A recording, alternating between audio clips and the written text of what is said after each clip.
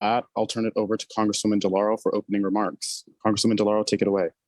Thank you. Thanks so much, King. And thank you all very, very much for joining us this morning to talk about the urgent need for gun safety legislation. And I really could not be more pleased to have Mike Song with us today. And it's Michael and Kristin Song who brought us to today, and I think an incredible historic vote that we will have on the House in the House of Representatives sometime later today. We know that Americans face a rising tide of gun violence across the nation. The new CDC data indicate guns are the #1 killer of children in America, more than car accidents or cancer.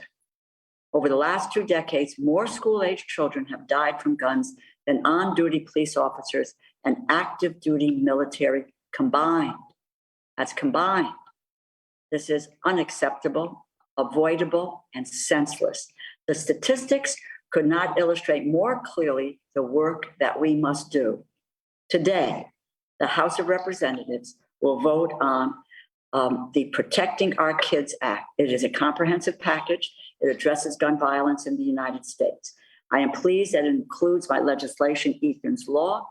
It really is legislation. It's Michael and Kristin's legislation, Ethan's Law, which will keep kids across the country safe by ensuring that firearms are safely stored and secured with a gun lock. I introduced Ethan's Law in the House of Representatives over 3 years ago in memory of Ethan Song. You all know, a Guilford, Connecticut teenager, 15 years old. He accidentally shot himself with an unsecured gun in 2018. The firearm was improperly stored in a Tupperware box with the gun lock keys and ammunition nearby. Before I had the honor of introducing Ethan's Law in Congress, it passed the Connecticut General Assembly and the state Senate with broad bipartisan support. It was signed into law in 2019. And that happened because of Kristin and Michael Song, literally going door to door at the state legislature to make that happen. And today we take a critical step to make Ethan's Law the national standard in safe storage. Ethan's Law will finally set federal standards for safe gun storage. It will incentivize states to create and implement safe gun storage laws. This legislation is a child safety bill, first and foremost, because losing just one child to accidental gun violence is too many. What happened to Ethan was tragic. No parent should have to lose their child because of an unsecured gun. It is time for the Congress to act because our children's lives depend on it. We have a duty to pass legislation that protects our children from senseless and accidental violence.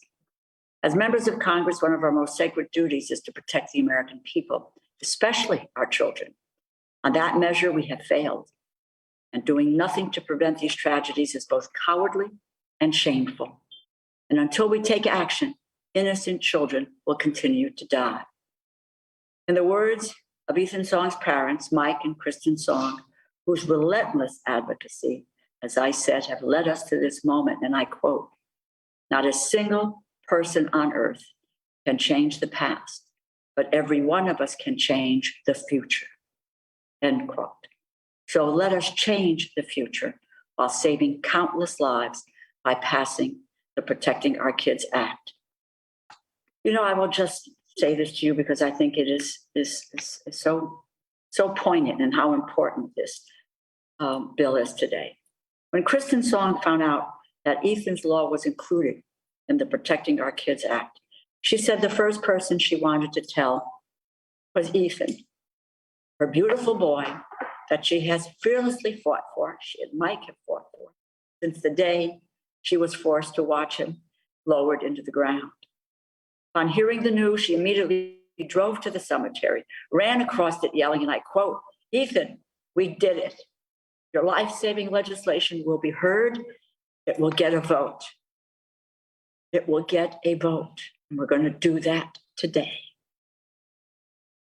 And with that, I would like to turn this over to Ethan's dad, Mike Song, for some brief remarks, and then we will take questions from the press. Here's the bottom line. Saving our children must be a unifying mission for our nation, and we will not rest until this job is done. Mike, please go ahead. Oh, Rosa, I cannot believe that we are here on our journey together from the first hug that you gave us. I'm just overcome with joy. It's bittersweet joy, but it's a very pure joy of meaning. And I think today is about freedom in a sense. You know, it's about we the people expressing our desire for freedom to not be separated from our children by a bullet unnecessarily, or it's a freedom for us to have a gun locked up so that a Parkland or Sandy Hook can never happen again. This is a unified cry for freedom to the right to life and liberty and happiness. And so many of those aspects have been denied, Kristin and I. And it's also a really tribute, I think, to everyone who's pushed so hard for so long for this to happen. And it's a victory. It's a kind of a victory that I'm celebrating with all of you in my heart. State of Connecticut led the way in many ways. And I think now Rosa and Senator Blumenthal and Senator Murphy and all of the folks who co-sponsored the bill are showing what true leadership is all about. And I'm humbled by it just to be here. But most of all, Ethan's on my heart. You know, at his funeral, I sang the song, Let It Be, to him. It had a deep meaning for me. It meant that I can't change a second of the past. I have to let it be. But every one of us listening can change the future. You can change tomorrow, like Rosa DeLauro has been doing for her entire career. So we decided, rather than to be in Washington, D.C., where everyone is gathered to kind of herald this amazing achievement by Congress, by the House, Kristin and I, Evan and Emily, are going to Boston. And where are we going? We're going to go to a Paul McCartney concert, and we're all going to be together hugging and singing the song Let It Be with the guy who wrote it. Because we know that Ethan loved that song. He loved the Beatles, and we know Ethan will be listening, and he's listening to this press conference right now. And he is saying, thank you. Thank you for helping to keep kids safe. It's just common sense. When there's kids around, we have to lock guns down. So thank you. Thank you so much for this moment on behalf of our whole family. Thank you, Michael. Thank you so much to you and Kristin and to your children. And we'll be with you in spirit at that concert and hugging as well. And now let me just open it up for questions. Thank you both for those powerful remarks. We'll turn it over to questions now. Again, please feel free to drop your questions in the chat and I will ask them, or you can use the raise hand feature and I'll prompt you to unmute yourself to ask your question. With that, we'll turn it over to Susan Raff for the first question. Susan, please unmute yourself and ask your question. See. Good morning. Hi, Susan. How are you? I'm okay. It's nice to see you all. It's nice to see Mike, who is a fearless fighter and a fearless runner. I saw you all on Saturday, and I was embarrassed about my time because he runs like the wind, which I'm not surprised. And I had the opportunity to speak with Kristin at the race. And there's no question that people want to save lives. And maybe we've come further this time around than we have in previous years. But the Senate is really an obstacle. It's a big challenge.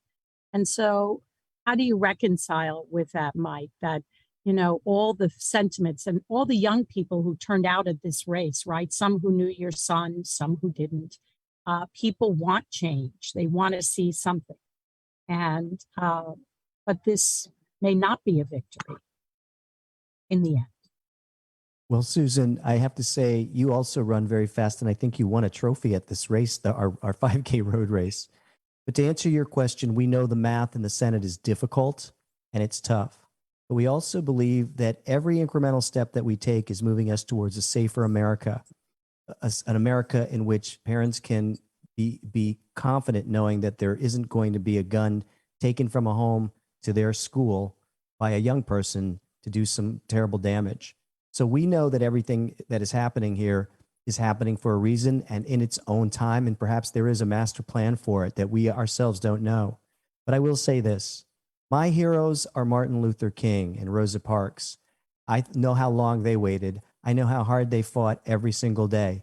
So for me, the day that this happens and gets signed into law is less relevant than being in the fight with people like Rosa and all the entire gun violence prevention community.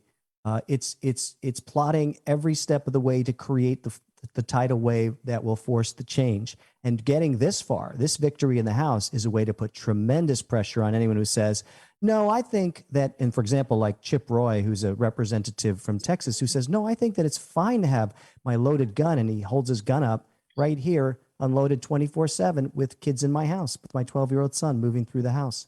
I messaged him and I just said, Dad to Dad, Chip, you know, I know we're on the opposite sides of the fence and we're supposed to hate each other, but man, you don't want to be at your son's funeral. You want to be at your son's baseball game.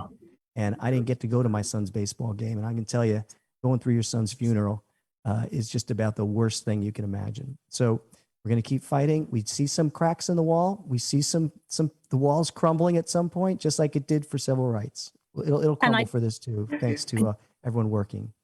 I don't want to hold up because I know there are other people who would like to ask a question, but you know, like many Americans, I'm watching a lot of TV and reading a lot these days and seeing a lot of statistics. And I think I read somewhere that, you know, a large percentage, over 40% of Republicans feel that what we're seeing now, excuse me, is just the price of having guns in this country. And what does that say to others? That this is just what's going to happen, that we have a Second Amendment and unfortunately people and our children are going to get killed. Yeah, I would just say very briefly, it's about freedom, to the right to life, liberty, and happiness. It's the favorite word on the other side is freedom. We have our freedom too. And our freedom, I think, is a much more profound freedom, that a child will be home with his family instead of 6 feet under the ground where my son is. You know, I think the majority of the American people understand that we cannot continue the carnage. Probably the only place where that is not internalized or fully understood or is, and I'll be frank, with Republicans in the House and in the United States Senate. And these are not political issues, but it's being made a political issue. And we are going to try every single day to make sure that we can move this ball forward. And today, you said something, Susan, maybe it's not a victory. Today is a victory. Today is a victory. Let us not think about what we can't get done today. But we weren't sure yesterday that we could get done what we're getting done today. And that we will move to tomorrow and make sure we keep at this. That's the way things get done. That's the way legislation gets passed. That's the way public policy is initiated and implemented. Thank you. We'll now turn it over to Lisa Backus with Hearst Media. Lisa, please unmute yourself and ask your question. Hi, thank you, everyone. I just wanted to go back, since Susan very well covered what I was going to ask, so thank you for doing that.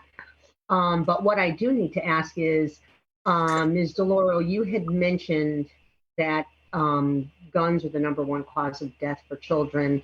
Can you reiterate that for me? Go back over that for me. Sure. I'm happy to do that.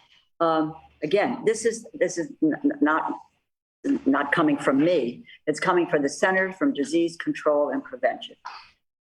Guns are the #1 killer, more than car accidents or cancer.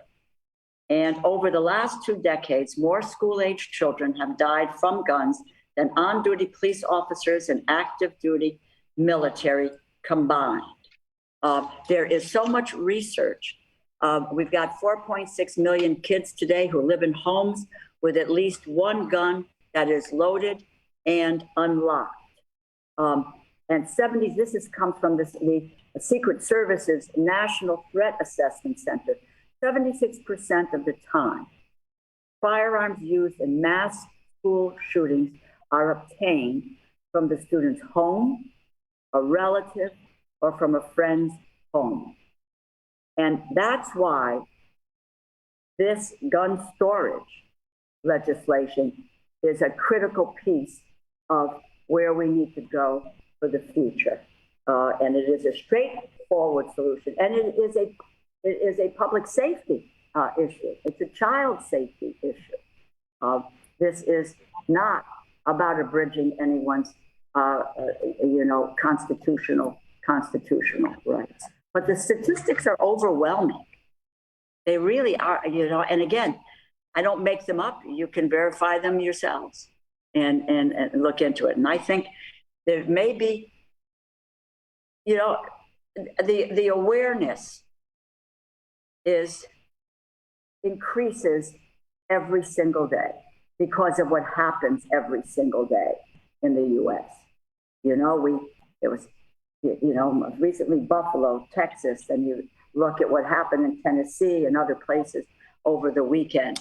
It is just nonstop, and we have the ability to help to stop it. Thank you very much. I appreciate it. Thank you, everyone. Thank you. Thank you. We now have a written question from Paul Bass with the New Haven Independent. Paul asks, what are the prospects for this to be included in the Senate version of the bill? Are there any specific Republicans who are on board or who have expressed support for Ethan's law? Let me just say something, and I'm going to ask Michael to say something about this as well. I've talked to, obviously, Senator Blumenthal is a co-sponsor in the Senate. Senator Murphy knows all about it. I'm hopeful that it will be a part of the negotiation in the Senate. But I will tell you what is extraordinary. When I told you that Kristin and Mike went door to door in the state house, it's door to door in the Congress, office by office, not only in the House but in the Senate. I don't know, and Mike, you can address this. It's somewhere over 200 meetings, or maybe even more. So that is where this happens. It's door to door, not getting tired, not giving up. And Mike and Kristin are never giving up. I can tell you that. Mike, you can talk about the kinds of meetings that you all have been engaged in. Yes, Kristin has led the charge. I'll say this, I want to say it 3 times. Kristin has led the charge. Kristin has led the charge. Kristin has led the charge. I have a full-time job, and she goes down with this dream team of people, and they pound the pavement. And there are moments, I've been there, about 5 or 6 times with them, and there are moments where are profoundly surreal. So there was a moment where we were talking with Ted Cruz, and he came over after Kristin had testified and was surprisingly, open to chatting about this. And you could tell that he had genuine fear in his heart for when his young kids go into somebody else's house. And because we talked about the fact that while he had his guns locked down, quite possibly his children were going to houses where they weren't locked down. So if it matters to lock down your guns because your kids are at home, you've got to be worried when they're in homes where the guns are unsecured. And there was a brief moment where I think he lapsed into basically being maybe expressing what he really felt, which is, of course, I'd want those guns locked down. And of course, I'd be worried about my daughter. So we've had these constructive conversations. I know that Senator Cornyn and Senator Collins are talking about this pretty carefully with Senator Blumenthal on that side and Senator Murphy, who we are just lucky to be in Connecticut with these 2 great senators and all of our representatives like Rosa. Of course, Rosa's our favorite, but we love them all. So the answer to that question is there are discussions going out. There is a little bit of, well, what should be included in this? What shouldn't be included in that? It is an uphill battle, though. To your point, Paul, it's, we definitely here, know that there aren't, there's plenty of Democrat senators who are ready to vote for it. There are far fewer Republicans who aren't. But as Rosa said, I couldn't agree with her more. Every time a tragedy happens, people look at themselves and say, are we really just going to send well wishes? Is that what we were elected to do? No, of course not. We were elected to change things. We're not called sit-arounders. We're called legislators. And you know that it's eating them inside to know they're not helping keep kids safe, their parents too, and just for purely political reasons. So I'm optimistic, but also understand we have a battle, but we're in the battle with people who are fighters. There aren't any people who are not willing to stand up and fight for something in this movement. Thank you. Do we have any more questions for Congresswoman DeLauro or Mike Song? Again, you can drop those questions in the chat, or you can use the raised hand feature and unmute yourself.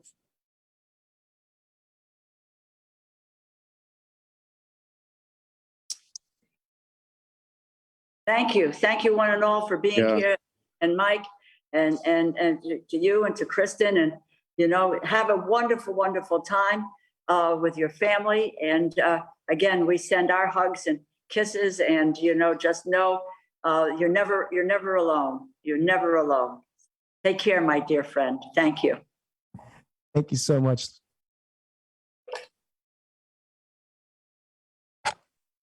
Thank you all.